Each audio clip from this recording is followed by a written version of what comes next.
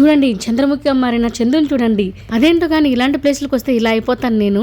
నాకు నేచర్ అన్న గ్రీనరీ అన్న చాలా ఇష్టం అని మా ఫ్యామిలీకి తెలుసు, అలాగే నా యూట్యూబ్ ఫ్యామిలీకి కూడా తెలుసు. అంత కష్టపడి ఊరగాయ పెడితే మా వాడ ఎక్స్ప్రెషన్ చూసి మాకే బాధేసింది. ఎండలు మొదలయ్యాయి కదా, ఆవకాయ పెట్టుకుందాం అని చెప్పి మామిడి తోటకు వచ్చాము. ఇక్కడికి వచ్చాక వీళ్ళేమో ఒక పెద్ద అడ్డమే వేశారు. ఇంకా మామిడికాయకి ముట్టి కట్టలేదండి అన్నారు. సరే అయినా చెక్ చేస్తాం రండి అని చెప్పేసి ముందైతే ఒక కాయ కోసి దాంట్లో ముట్టి చెక్ చేశారు. అయితే ముట్టి కట్టేసింది అనమాట. ఒక చెట్టుకు మాత్రమే, ఆ చెట్టు కాయలు మాత్రమే కోసిచ్చారు. అంటే ఆవకాయ పెట్టాలంటే కూడా ఒక చెట్టు కాయలు అయితేనే బాగుంటుందండి.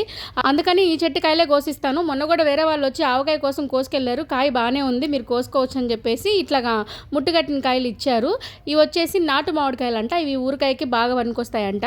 ఇంకా ముట్టి చెక్ చేస్తే బాగానే కట్టింది. ఇంకా కాయలు కోయించుకున్నాము. మేమైతే ఒక 3 కేజీలు కాయలు కోయించాము. చాలు 3 కేజీలు మాకు ఎల్లవన్నమాట. ఎందుకంటే మా వాళ్ళు సంవత్సరం అంతా తినరు ఊరగాయని. ఒక నెల తిన్నారంటే ఎక్కువ అనమాట. ఎందుకంటే నెల తర్వాత పాడైపోతుందంట. ఏ వాసన రాకపోయినా లేకపోతే ముక్క కుల్లకపోయినా కులిపోయిన వాసన రాకపోయినా మా వాళ్ళు తినరనమాట. ఎందుకంటే చాలా రోజులు అయిపోయింది, ఇంత స్టోరేజ్ ఇన్ని రోజులు స్టోరేజ్ చేసుకోకూడదని చెప్తారు. విచిత్రంగా అందరూ సంవత్సరాల తరబడి తింటారు, మా ఇంట్లో నెల రోజులే తింటారు. అందుకని మేము నెల రోజులకు చాలు అనుకున్నాము. కానీ చాలానే వచ్చేసింది ఊరగాయ. వచ్చిన దాన్నే మేము ముగ్గురం పంచుకున్నాము. ఇంకా మామిడికాయలు కొయ్యాలంటే ఎవరికుంటే చెప్పండి ఆశ. నేను కూడా కొయ్యాలి అనుకుంటే చెట్టేమో పైకి ఉంది, మనమేమో ఇంతున్నాము. సర్లే అని చెప్పి మనకు అందిందే కోసానమాట. ఆ అందిన చెట్టు వచ్చేసి అంటు మామిడికాయలు. సర్లే అంటు మామిడికాయ ఒకటి కోసుకుందామని ఒకటి కోసాను నా చేతితోటి. ఎండకి మీరు ఎందుకు రా ఇంట్లో ఉండండి అంటే కూడా మా బుట్టలు బయలుదేరారు, మేము కూడా వస్తామని. సర్లే ఇవన్నీ చూస్తే వాళ్ళకు కూడా బాగుంటుంది కదా అని చెప్పి తీసుకొచ్చాము. మొత్తానికైతే 3 కేజీలు కాయలు కోసుకొని ఇంటికి తీసుకొచ్చుకొని వాటిని నీట్గా కడిగేసుకొని ఎండలో పెడతాను అత్తయ్య అనగానే భలేదాన్ని భలే పెట్టావులే అమ్మ నువ్వు అని చెప్పేసి మా అత్తయ్య తీసుకొచ్చి వీటిని ఇలా తుడిచి గాలికి ఫ్యాన్ గాలికి ఆరబెట్టు, ఎండకు పెట్టామంటే కాయ మెత్తబడిపోతుంది అన్నది.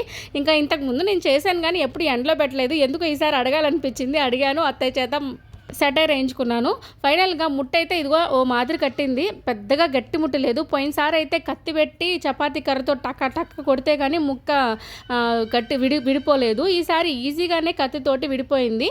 ఇంకా తప్పదు కదా, కొనేసుకున్నాము. ఆయన చూద్దాము పాడైపోతుందో ఉంటుందో చూద్దాము.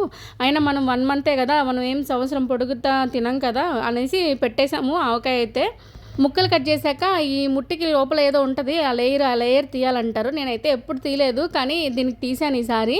కానీ ఆ ముక్కు ఉంటుంది కదా, అది ఏదైతే ఊరగాయలో ఊరిన తర్వాత మనం నవ్వులుతుంటే ఎంత బాగుంటుందో కదా. నేనైతే ఆ ముక్క పైదంతా తిన్ను, ఆ టెంక్ ఉంటుంది కదా, ఆ టెంక్ మాత్రమే నవ్వులుతూ ఉంటాను చాలాసేపు నోట్లో వేసుకొని. చాలా బాగుంటుంది అది. అట్లా నవ్వులుతూ ఉంటే జ్యూస్ వస్తుంది కదా దాంట్లోంచి, భలే ఉంటుంది. ఎప్పుడు ఆవకాయ పెట్టినా సరే నేనే పెడతాను, కానీ ఈసారి మాత్రం మా అత్తయ్య చేత పెట్టించాను నేను. ఎందుకంటే బయట ఎండకెళ్ళి వచ్చేసి బాగా అలసిపోయాము. సరే అత్తయ్య కూడా నేను పెడతాలేమ్మా ఈసారి అన్నది. అంటే 3 కేజీలు కాయలు ఉన్నాయి. మామూలుగా నేను ఎప్పుడైనా కొద్దిగా పెట్టుకుంటాను, ఈసారి హెవీగా ఉన్నాయి ముక్కలు. కొలతలు అవన్నీ అత్తయ్య వాళ్ళు అయితే బాగా వేస్తారు. అంత కొలతలు మనకి అవ్వదేమో అని భయపడి అత్తయ్యకి ఇచ్చేసాను. 3 కేజీలకి బాగానే వచ్చినాయి ముక్కలు, చాలా వచ్చాయి. ఇంకా ఆ ముక్కలన్నిటిని కూడా కాసేపు ఆరబెట్టాను, అట్లాగా చెమ్మ ఏమన్నా ఉంటుందేమో అని చెప్పేసి ఆరబెట్టేసి ఆ తర్వాత తట్లోకి మార్చుకున్నాను. దీంట్లోకి తెల్లగడ్డలు కావాలి కదా, తెల్లగడ్డలు చాలా టైం పట్టుద్ది ఒలుచుకోవడానికి. అందులో సన్నగా ఉన్నాయి మాకు, అవన్నీ ఒలుచుకునేసరికి చాలా టైం పట్టేసింది. ఇంకా 100 గ్రాముల ఆవాలు 100 గ్రాముల మెంతులు వేయించి పెట్టేసింది అత్తయ్య. వాటిని అన్నింటినీ పొడులు చేసేసి రెడీ చేసేసుకుంది. ఇంకా రెడీ చేసుకున్న ముక్కల్ని కూడా కొలతలేసింది అనమాట పెద్ద కప్పుతోటి. మా దగ్గర ఉన్న గిన్నె సైజులో 4 కప్పులు అయితే వచ్చాయి ఈ ముక్కలన్నీ. సరే ఇన్ని కాయలు ఇన్ని ముక్కలు 4 కప్పులే వచ్చాయా అని మేమే ఆశ్చర్యపోయాము. అంటే గిన్నె కాస్త పెద్దదిగా ఉంది కదా, అందుకని 4 కప్పులు సరిపోయినాయి. పాత రోజుల్లో అయితే ఆవకాయ పెట్టేదానికి చాలా సాంగ్యాలే ఉండేటి అంట. ఇప్పుడు అవన్నీ ఎవరు పాటించట్లేదు, ఏదో ఊరికే తెచ్చుకుంటున్నారు, టకటకా పెట్టేసుకుంటున్నారు. పాత రోజుల్లో అట్లా కాదు అని చెప్పేసి అత్త చెప్తా ఉండింది. ఆవకాయకి అరిసెలకి చాలా సాంగ్యాలు ఉంటాయి కదా. మా ఊర్లో అయితే అరిసెలకి ఆ పొయ్యి పెట్టి ఆ పొయ్యి చుట్టూ గుడ్డ చుట్టేసి, అంటే గుడ్డ కట్టేస్తారు, ఏదో డేరా లాగా. ఎవరు రాకూడదంట, ఎవరు చూడకూడదంట. చూస్తే అరిసెలు పాడైపోతాయంట, అంటే దిష్టి తగులుతుంది అనేసి చాలా చేసేది మా అమ్మమ్మ. అన్ని దిష్టిలు తీసి పొయ్యిలకు దిష్టిలు తీసి చాలా చేసేది. రకరకాలుగా చేసేవాళ్ళు మన పెద్దోళ్ళు. ఇప్పుడు చాలా వరకు చాలా మంది అవి పాటించడం మానేశారు. వాటి దాకా ఎందుకు ఇళ్లల్లో చేసుకోవడమే మానేశారు, అన్ని బయట నుంచి తెచ్చుకోవడమే అలవాటు అయిపోయింది అందరికీ. ఇంకా 4 కప్పులు ముక్కలకి 1 కప్పు కారం తీసుకున్నారు, 3/4 కప్పు ఉప్పు తీసుకున్నారు అత్తయ్య. ఒకవేళ తగ్గితే మళ్ళీ వేసుకుందాంలే అని చెప్పేసి 3/4 వేశారు. ఉప్పు ఎక్కువైపోతే మళ్ళీ ఏం చేయలేం కదా అని తగ్గించేశారు. దాంట్లోకి మాకు మేము 100 గ్రాములు పిండి ఆడించుకున్నాం కదా, ఆవు పిండి మెంతిపిండి విడివిడిగా, దానికి 1/2 కప్పు వచ్చింది. పిండి వేసిన తర్వాత దాంట్లో కూడా ఒకరోజు తీసి పెట్టారు అత్తయ్య, ఒకవేళ చేదొస్తుందేమో అన్నట్లు. కానీ మళ్ళీ 3వ రోజు కలుపుకుందాంలే అన్నట్లు తీసి పెట్టారు. అంటే పావు కప్పుకి కొద్దిగా ఎక్కువ అనమాట. అలా తీసుకున్నారు ఆవు పిండిని, మెంతి పిండిని తీసుకొని రెండిటిని కూడా ఈ ఉప్పు కారంలో వేసేశారు. ఆ రెండిటిని అసలు ఆ ఉప్పు కారాలు ఈ ఆవు పిండి, మెంతి పిండి కలుపుతుంటేనే వాసన వస్తుంది కదా, మామూలుగా లేదు వాసన. ఆవు పిండి, మెంతి పిండి వాసన. ఇంకా ఇందులోనే తెల్లగడ్డలు కూడా ఒలుచుకున్న తెల్లగడ్డలు కూడా వేసేసుకున్నాము. అన్నిటికన్నా మాకు ఎక్కువ టైం పట్టింది ఈ తెల్లగడ్డలకే ఒలిచేదానికి, ఎందుకంటే చాలా సన్నగా ఉన్నాయి. ఇవైతేనే బాగుంటాయి మనకు అక్కడక్కడ అన్నంలో, పెరుగన్నంలో, లేకపోతే ఏదైనా ఆవకాయ అన్నము నెయ్యి వేసుకొని తిన్నప్పుడు ఆ తెల్లగడ్డ ముక్క ఒకటి తిన్నామంటే ఎంత టేస్టీగా ఉంటుందంటే అంత టేస్టీగా ఉంటుంది. అది నాకు మా మామయ్య కూతురు అలవాటు చేసింది. ఒకసారి తినవే ఎలా ఉంటుంది చూడు అన్నది. ఒక్కసారి తిన్నాను అంతే, అది ఇస్తే అప్పటి నుంచి నేను ఆ తెల్లగడ్డకి ఫ్యాన్ అనమాట. ఈ ఆవకాయలో ఊరిన తెల్లగడ్డకి ఆవు పిండిని, మెంతి పిండిని, ఈ ఉప్పు కారాన్ని ఒకసారి బాగా కలిపేసుకున్న తర్వాత అప్పుడు అత్తయ్య కొద్దిగా ఆవకాయ ముక్కలు వేసుకుంటూ ముక్కలకి అన్నిటినీ నిదానంగా కారం అవన్నీ పట్టించారనమాట. ఓ చేత్తో నేను మామిడికాయ ముక్కలు వేస్తూ ఉంటే అత్తయ్య ఇంకో చేత్తో ఈ ముక్కలు కలుపుతూ ఉన్నారు. ఈసారి మనం సేఫ్ అయిపోయాం అనమాట, ఎందుకంటే ఈ ఉప్పు కారాల జోలికి మనం వెళ్ళలేదు. కలుపుతూ ఉంటే బాగానే ఉంటుంది, కలిపినంతసేపు బాగానే ఉంటుంది, ఆ తర్వాత ఉంటుంది చెయ్యమంట. ఇంకా ఈ ఉప్పు కారాలంతా ముక్కలకు పట్టేసిన తర్వాత దీంట్లోకి వేరుశనగ నూనె వేసుకున్నాం మేము. ముక్కలు ఏ గిన్నెతో అయితే తీసుకున్నామో అదే గిన్నెతో 1.5 కప్పు వరకు ఆయిల్ తీసుకున్నాము. అసలు నాకైతే సరిపోయినట్టే అనిపించలేదు. అత్తయ్య కలుపుతూ ఉంది కానీ అత్తయ్య ఆయిల్ ఏది అత్తయ్య అసలు అంటున్నాను. ముక్కలు ఇంకా ప్లస్ ఆ మసాలానే కనబడుతుంది, ఊర్పు కనబడుతుంది, ఆయిలే లేదత్తయ్య అని చెప్పేసి అంటా ఉన్నాను అనమాట. నేను మామూలుగా కొద్దిగా పెట్టేది అలవాటు కదా మనకి, ఈసారి పెద్దగా ఎక్కువ అయ్యేసరికి అర్థం కాలేదు.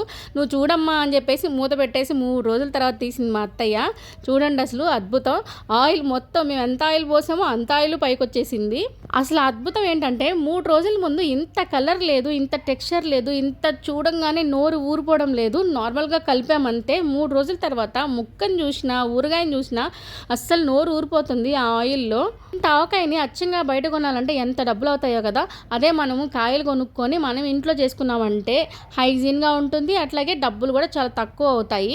మేమైతే ప్రతిసారి ఆవకాయ ఖచ్చితంగా పెడతాము, కానీ ఈసారి ఎక్కువ క్వాంటిటీ పెట్టాము. ఎందుకంటే తోటల్లోకి వెళ్ళి కాయలు తెచ్చాం కదా 3 కేజీల వరకు. మాకు తోటల్లో కాయలు కేజీ వచ్చేసి 80 రూపీస్ ఏమో తీసుకున్నారు. ఫ్రెష్గా మా చేతులతో మేము కోసుకున్నాము. ప్రతి ఒక్కరు ఆవకాయ కలిపాక వెయిట్ చేసే దేనికోసం, ఖాళీ అయిన ఈ గిన్నెలో అన్నం కలుపుకొని తినడం కోసం. మాకైతే చేసిన ఊరగాయ అంతా 3 డబ్బాలకి పంచుకున్నాము. ఒకటి అమ్మకి, ఒకటి అత్తయ్యకి, ఒకటి నాకనమాట. నేను ఏ డబ్బా తీసుకున్నానో కామెంట్ చేయండి.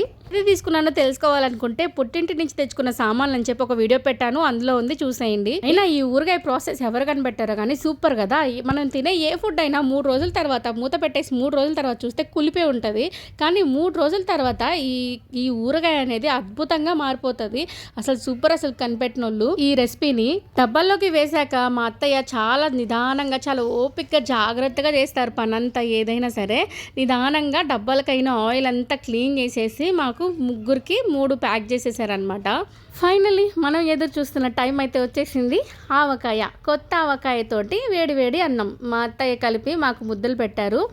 ముద్దలు కాదండోయ్, ముద్దలు, ఆవకాయ ముద్దలు పెట్టారు. అసలు ఎంత టేస్ట్ ఉంటుందంటే ఈ ముద్దకి ఏ రెస్టారెంట్కి వెళ్ళి లక్షలు పెట్టినా సరే ఈ టేస్ట్ అయితే అస్సలు రాదు. మేము తింటుంటే మమ్మల్ని చూసి నాకు అంటూ మా ప్రెక్కి వచ్చాడు, కానీ మా అత్తయ్య ముద్ద కలుపుతుంటే ఆ కలర్ని చూసి భయపడుతున్నాడు. అస్సలు కారం అంటే వీళ్ళకి చాలా భయం కదా.